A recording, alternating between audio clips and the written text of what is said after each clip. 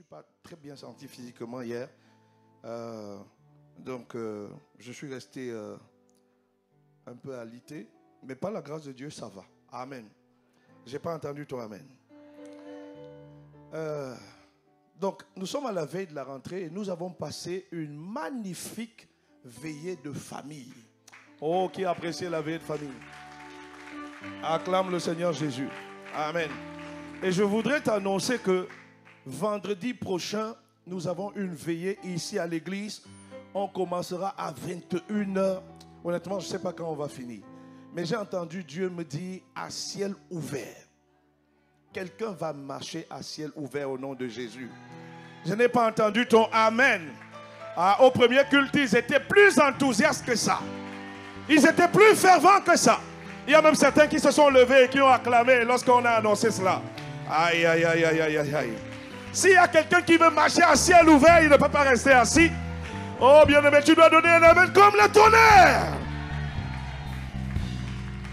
Ne te fais pas raconter cela. Et je t'en supplie, invite des amis. Invite des amis.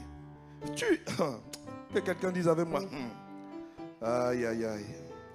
Alors, je n'ai pas forcément reçu un titre. Mais je veux te parler de... Pour quiconque est étudiant, quiconque est élève, quiconque est travailleur, je voudrais te parler de 4 clés majeures à mettre en place pour cette rentrée. Amen. Est-ce qu'on est ensemble? La première des clés, c'est ne mets pas le Seigneur au second rang. Ne fais pas l'erreur de mettre à la veille de cette rentrée et durant l'année académique, l'année scolaire, l'année des travailleurs, je t'en supplie, par les compassions de Christ, ne mets pas le Seigneur au second rang. Septembre, le mois de juin dernier, le mois de juillet, plusieurs étudiants, plusieurs élèves, certains ont été diplômés, et nous voulons rendre grâce à Dieu, nous avons gloire à Dieu, pour ceux qui ont eu le baccalauréat, pour ceux qui ont eu le BEP, pour ceux qui ont eu le CEP, pour ceux qui ont eu le quoi? On dit encore quoi? Le BTS, pour ceux qui ont eu la licence, pour ceux qui ont eu le master, le doctorat, nous disons gloire à Dieu. Pour ceux qui ont eu des promotions dans le travail, nous disons gloire à Dieu. Une nouvelle année commence. Une nouvelle saison commence. Je n'ai pas entendu ton amen. Et certainement, quand quelqu'un a fait le bilan, ce qu'il a retenu, c'est la réussite qui a été attachée à son année. C'est le succès qui a été attaché à son année. Mais pendant que le Seigneur mettait en moi la pensée qu'il faut communiquer à son peuple, il m'a dit que toute réussite, tout succès n'embarque nécessairement pas Dieu. Tout réussite, tout succès n'inclut pas nécessairement Dieu. Alors la question que je te pose ce matin, c'est quand toi tu parles du succès, quand toi tu parles de la réussite, si on passe là au scanner divin, est-ce qu'on peut reconnaître que Dieu était avec toi? Est-ce qu'on peut dire que Dieu était avec toi? Ou alors simplement ton intellect, ta propre sagesse, ta propre intelligence, tes propres capacités ont été mis à l'œuvre. Est-ce que quelqu'un me suit? Quelqu'un me suit-il ce matin? Alors n'allez pas méprendre ce que je dis. Nullement pour moi de dire qu'il faille négliger ces examens. Non. Je te parle d'un principe biblique où lorsque tu parles du succès, lorsque tu parles de la réussite, il faut nécessairement qu'on voit que Dieu était avec toi. Je vais te choquer. Il y a des personnes qui ont 15 suivants à une matière, mais Dieu n'est pas impliqué dans ces 15 suivants. Il y a des personnes qui ont 17 suivants, Dieu n'est pas impliqué dans les 17 suivants. Pourquoi? Parce que tu dois comprendre que le principe, la loi qui régit la moyenne, c'est une loi qui demande simplement que étudie. Et si tu étudies et tu maîtrises tes leçons, Quand tu vas aller composer, tu vas passer. C'est vrai ou c'est pas vrai? C'est vrai ou c'est pas vrai? Mais si toi tu es enfant de Dieu, il n'y a pas que cette loi-là qui régit ta vie, qui régit tes études, qui régit ton existence. Si on est ensemble, tu me dis on est ensemble. Bien-aimé, quand tu es enfant de Dieu, tu appartiens à un royaume qui a des lois. Et dans le royaume où tu es, Dieu te dit qu'il dessert, qu'il mérite la première place. Et quand Dieu le dit, il sait que tu fais des autres écoles de commerce. Il sait que tu fréquentes dans une université, dans une structure qui requiert de l'implication, du courage, du temps. Dieu sait toutes choses. Mais Dieu s'attend à ce que tu ne le négliges pas. Si tu négliges Dieu et que tu mets en avant tes études, écoute-moi bien, la personne qui te parle est fut un étudiant. Et durant l'année 2022-2023, j'ai encore eu la grâce d'étudier. Demandez à ma femme. Est-ce qu'on est ensemble? Si tu étudies et que Dieu n'est pas au centre, n'est pas à la première place, je te garantis qu'il y a un problème. Je vais plus loin. Si tu es étudiant et que tout le temps, on ne te voit pas à l'église, sous prétexte que tu étudies, tu es concerné par ce que je dis ce matin. Si tu es étudiant, tu es travailleur, on ne te voit pas au programme de l'église de Dieu qui concerne le salut des âmes. Tu es concerné par ce que je dis ce matin. Si toi tu es habitué, ah non, je ne peux pas venir à l'église aujourd'hui. Pourquoi? J'ai examen demain, je dois travailler. Tu es concerné par ce que je dis. Est-ce que quelqu'un me suit? Est-ce que quelqu'un me suit? Ah, que tu acclames ou tu n'acclames pas, je suis là pour te dire la vérité. Tu n'es pas comme les autres. Quand tu as donné ta vie à Jésus, tu fais partie d'un système qui a un mode de fonctionnement. Et le succès et la réussite sont attachés à ces valeurs divines. Quelqu'un me suit ou pas? Le Seigneur m'a dit, toute personne, étudiant, travailleur, qui bâtit ses études, qui bâtit sa vie, son emploi de temps, son programme, et tout le temps tu écartes Dieu. À l'école, tu ne peux pas arriver en retard, mais à l'église, tu arrives en retard. Au travail, tu ne peux pas manquer, mais à l'église, tu manques.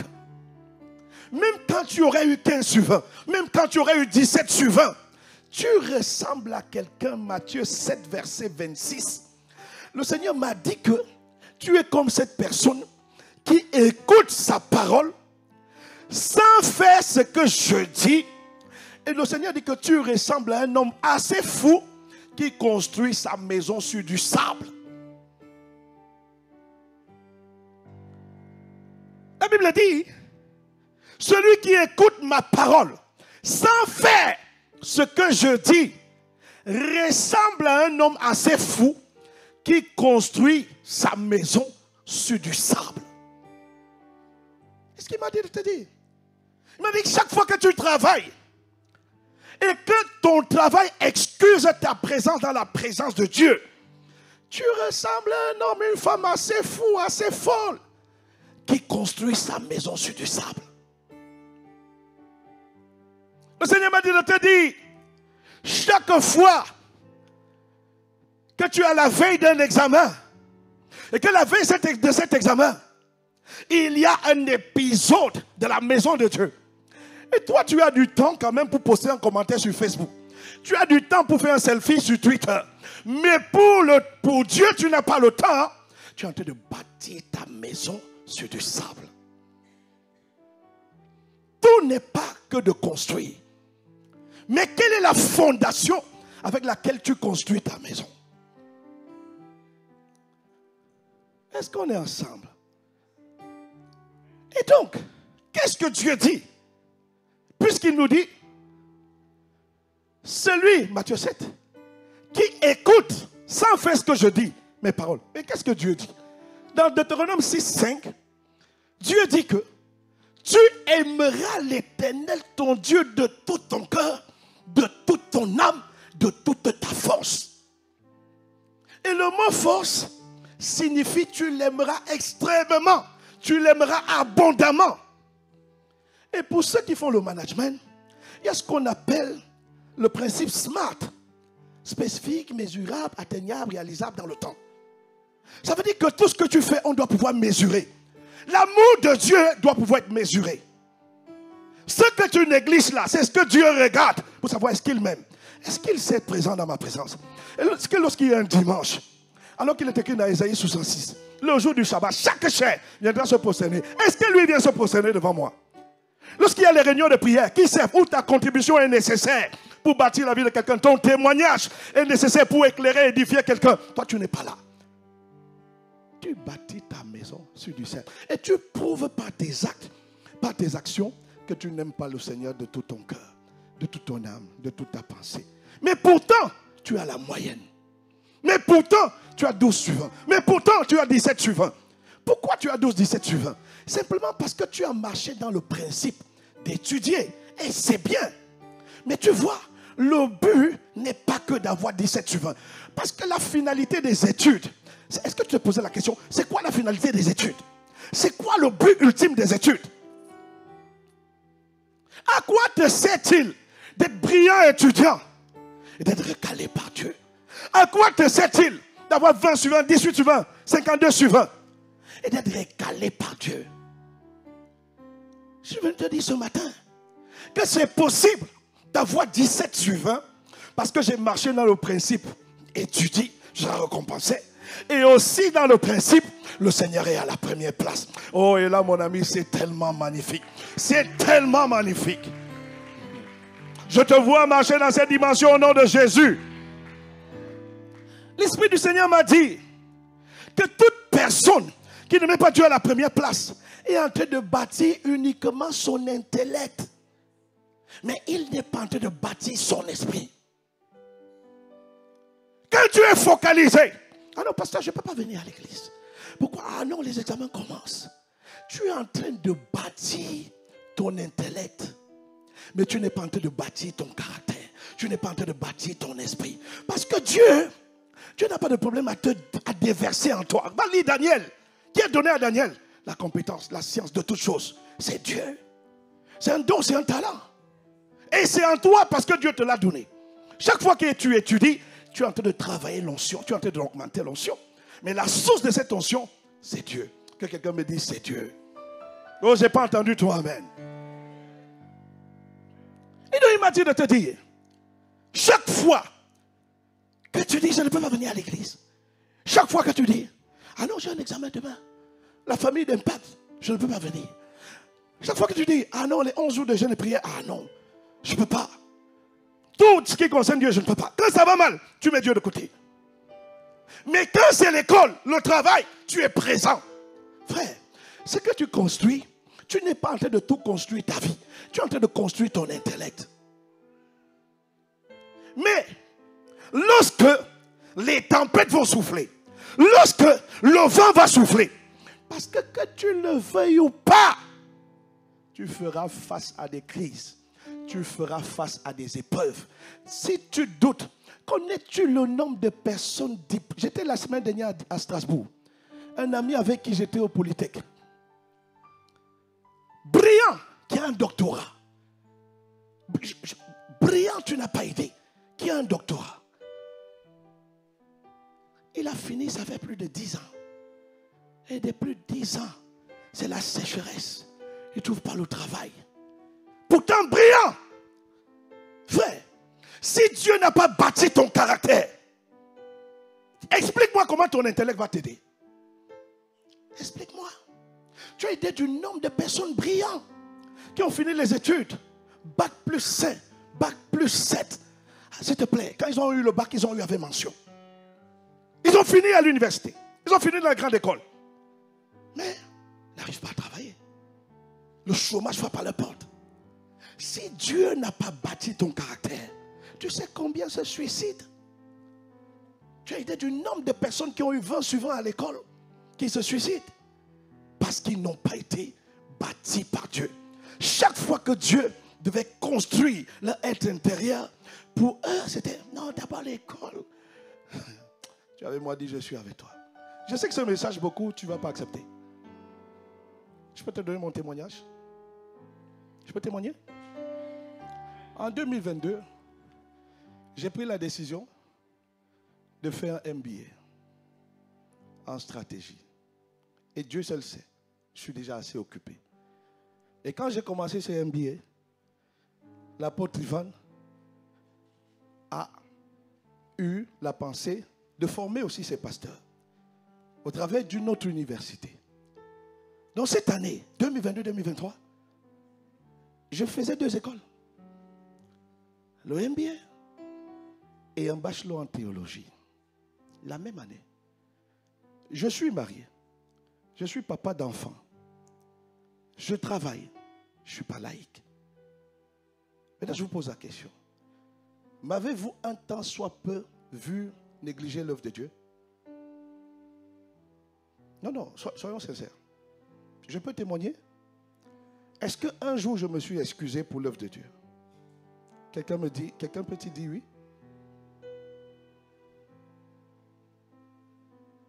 Frère, ce que je te dis, c'est ce que j'ai appliqué. Sans négliger l'œuvre de Dieu. Et j'ai, par la grâce de Dieu, fini mon MBA avec une moyenne de 15. 15,07 sur 20.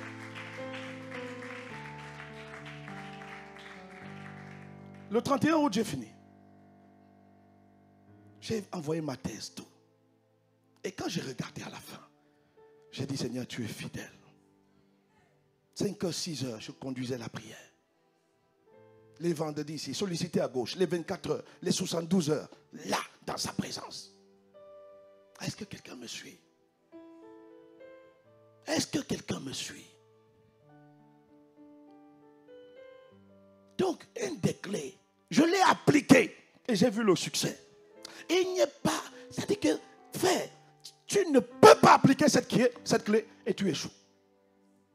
Mets Dieu à la première place. Arrête d'excuser. Arrête d'excuser. Arrête d'excuser. Laisse-le à la première place. Organise-toi mieux. Donc la première des clés que je te donne, avec un témoignage à l'appui, mets Dieu à la première place. Mets-le à la première place. Quand il y a des réunions de prière, viens prier. 5h à 6h, lève-toi. Prie. Les vendredis, sois là. Vous êtes où les vendredis? Est-ce que tu as idée? Il y a des examens que j'ai passés. Quand moi je m'arrête, je dis, non, Narcisse, ce n'est pas toi. Mais j'étais où? J'étais dans la présence de Dieu. Et son serviteur était en train de relâcher les paroles. Je disais, c'est moi, je reçois. Et après, tu peux composer. Purée. C'est toi qui négliges les bienfaits de la présence de Dieu et le reflet que ça peut avoir dans tes études. Que cela ne t'arrive plus au nom de Jésus. Donc, je finis ce point en te disant, arrête de bâtir et de te focaliser uniquement sur ton intellect. Ne néglige pas ton intellect parce que c'est un principe qu'il faut étudier, il faut apprendre. Mais à côté de ça, sors des excuses. Sois en retard à l'église, sois à l'heure à l'église, autant pour moi. N'accepte plus jamais qu'une voix te dise, ah non, tu vas rester à la maison aujourd'hui parce que tu dois étudier. La deuxième clé qui va équilibrer le premier point. Deviens diligent et appliqué dans tes études et dans ton travail. Deviens diligent. Je parlais avec une de mes filles. Je lui pose la question, qu'est-ce qui explique ton échec cette année? Ah non, tu vois, personne n'a réussi à l'examen. Ah bon? C'est la question que je t'ai posée. Donc le fait que tout le monde ait échoué est devenu ton lot de consolation. Et donc je lui ai posé une autre question. Cet examen existe depuis quand? Elle dit depuis tantôt. J'ai dit ah ok. Donc tu es en train de me dire qu'il n'y a jamais personne qui a passé cet examen-là. Les gens ont passé. Et alors toi tu fais quoi pour ne pas passer? Écoute-moi. Arrête de prendre l'exemple de ceux qui ont échoué et de te justifier avec. Oui, on peut acclamer le nom de Jésus. Deviens diligent dans cette rentrée scolaire. Deviens diligent. Deviens appliqué. Deviens résolu. Je n'échouerai pas. Paye le prix qu'il faut. Étudie plus qu'il n'en faut. Tu as du temps pour ça. En dehors du temps de Dieu, le reste du temps, tu en as. Refuse la paresse. La Bible dit dans Proverbe 10:4, celui qui agit d'une main lâche s'appauvrit. Mais la main des diligents enrichit. Deviens diligent dans tes études. Pose des questions aux enseignants. Écoute-moi, il n'y a pas de honte à ne pas connaître. Beaucoup d'étudiants, le prof parle en amphi, tu n'as pas compris, tu fermes la bouche et tu pars. Tu dis que ce n'est pas grave, je vais réfléchir après. Tu viens de perdre du temps. C'est un esprit de honte qui est en train de te menacer et qui est en train d'attirer sur toi un esprit d'échec. C'est que tu ne comprends pas. Prie en esprit. Je lis tout esprit de honte. Lève-toi, tu dis, prof, je n'ai pas compris. Expliquez-moi. Est-ce que quelqu'un me suit?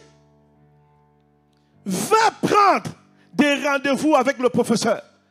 Quand tu es dans l'amphi, des cours, des arguments que tu n'as pas compris, note tout ce que tu n'as pas compris. Parce que ce que tu ne comprends pas, arrête de garder ça en toi.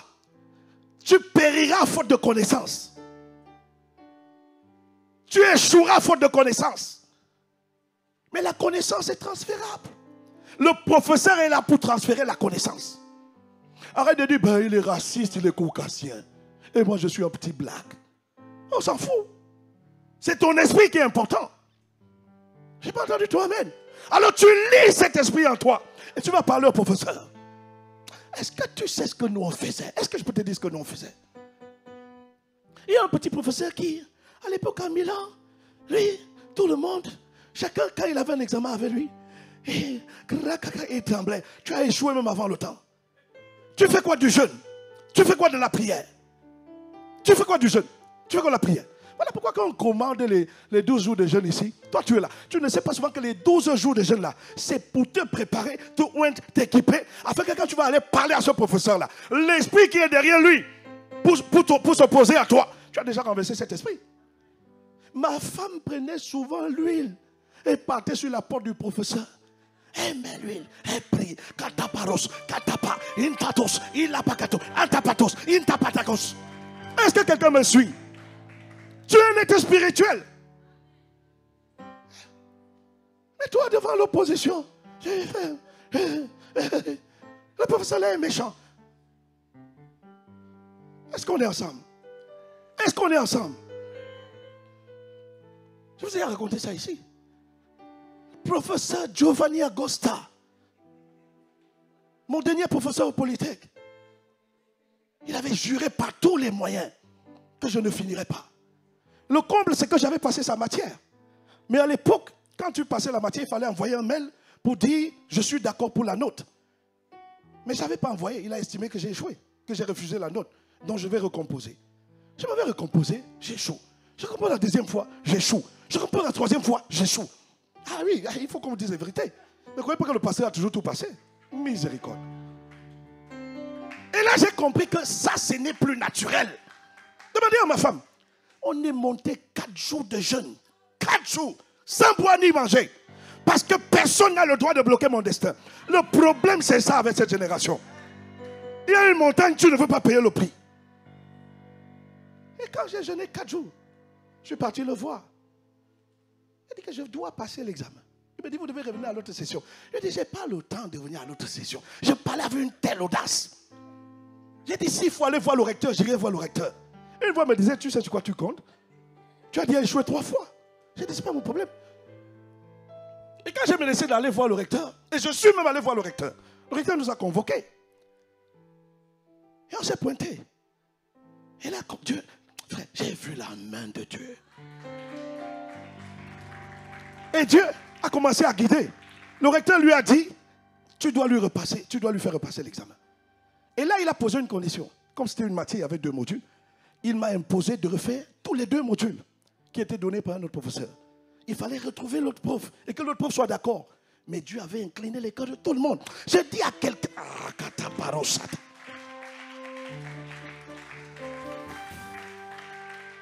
Frère, et la condition qu'on m'avait donnée, tout un programme. On m'avait dit, si tu veux composer, ça va être, tu dois refaire tout le programme, même du module que tu as déjà passé. Il était 11h du matin. Je n'oublierai pas. L'examen, je devais passer à 16h. Je suis allé en bibliothèque. Entre 11h, vous voyez les 24 chronos. Moi, j'ai fait 5 heures chronos. Entre 11h et 15h59, j'ai balayé tout le programme. Je voyais comment ça entrait, ça entrait, ça entrait, ça entrait. C'était le surnaturel. Il y a une dimension du surnaturel que tu dois pouvoir activer. Oh, donne-moi un meilleur amen. Je veux un amen comme le tonnerre. Et je suis allé composer. Et at the end, I was the winner. J'étais déjà vainqueur même avant d'aller composer. C'est pour ça que l'apôtre Ivan nous a dit, tu as déjà réussi ton année. Pourquoi? Parce que les paroles t'ont déjà escorté. Oh, quelqu'un dit un meilleur amen. Deviens intelligent dans la prière, mais aussi dans le travail. Ne laisse aucun argument. Tu dis, je n'ai pas compris. C'est quelle histoire ça? C'est quelle histoire ça? Pose des questions. Demande. Fais des recherches. Fouille. Creuse. Applique la Bible. Cherchez et vous. Donc Dieu a dit cherche et tu ne trouves pas. Dieu a dit cherche et tu. Cherche et tu. Appliquez ça. C'est la diligence dans les études. C'est ce que j'ai appliqué. C'est ce que j'ai appliqué. Payez le prix. Demandez à ma femme. Il y a des nuits, je suis sauté. 2h du matin. C'est quoi? Je dis, c'est quoi? Madame MB est là ou bien Monsieur MB. Je dois étudier. Étudier à pas d'heure. Tu fais quoi d'autre? Tu fais quoi d'autre? Étudier. Oh, quelqu'un dit ça. Troisième clé. Ne méprise pas les paroles prophétiques relâchées par son serviteur durant la veillée. Oh, quelqu'un n'a pas dit un amen. Voilà pourquoi tu dois réécouter la veillée. Réécoute. La grâce des premiers est sur toi. Oh, donne un meilleur amen. Je dis la grâce des premiers est sur toi. La grâce du succès est sur toi. La grâce de la réussite est sur toi. Il n'y a plus rien qui peut t'arrêter. Tu es intouchable. Ça veut dire que l'échec ne peut pas te toucher. Oh, donne un amen comme le tonnerre. Ça, c'est les paroles qui ont été relâchées sur ta vie. Marche et tu es tellement conscient de ces paroles-là. Hey. Frère, entre dans la dimension où marche avec fière allure. Commence cette année. Tu prends la liste de toutes les matières que tu as. Et tu dis, mathématiques, point d'échec, physique, point d'échec, sciences, point d'échec, géographie, point d'échec, histoire, point d'échec, géométrie, point d'échec. Réclame tout le temps les paroles prophétiques. Donne un meilleur amen. 1 Roi 8, verset 56. Béni soit l'Éternel qui a accordé la paix à son peuple Israël, conformément à ses promesses.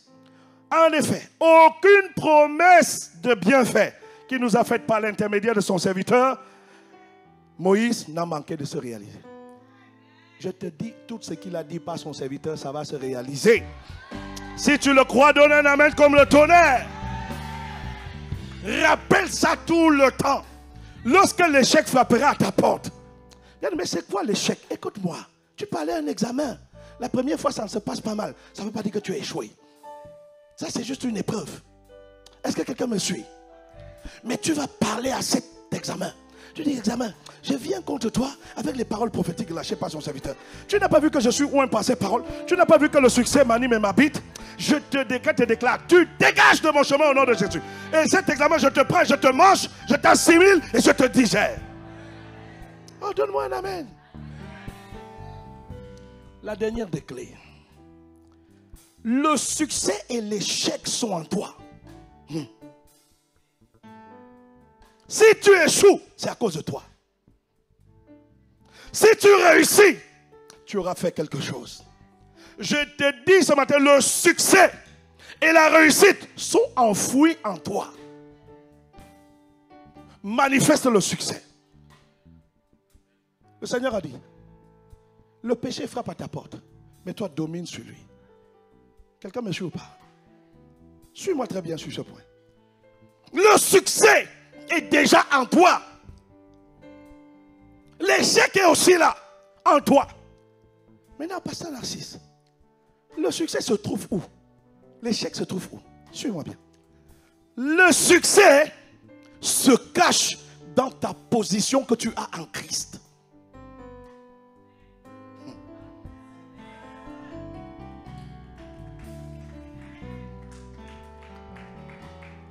Que Dieu ouvre l'entendement de quelqu'un et qu'il comprenne. Frère, quand j'ai fait le MBA et le bachelor, beaucoup de gens m'ont dit, tu es sûr que tu vas t'en sortir? Et honnêtement, si j'avais à refaire, je ne sais pas si je referais.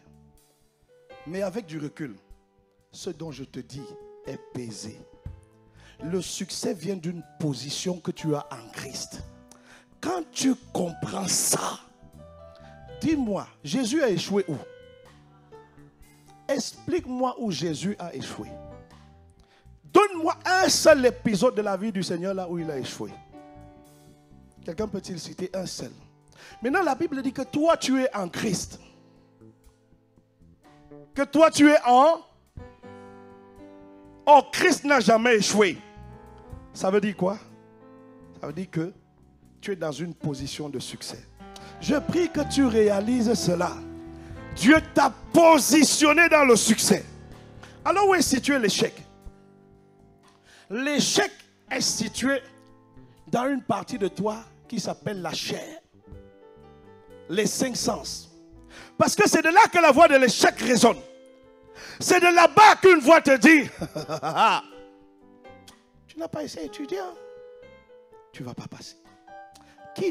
Tu as déjà vu qui de ton village, de ton pays, de ta génération qui est arrivé en Europe, qui a passé cet examen-là?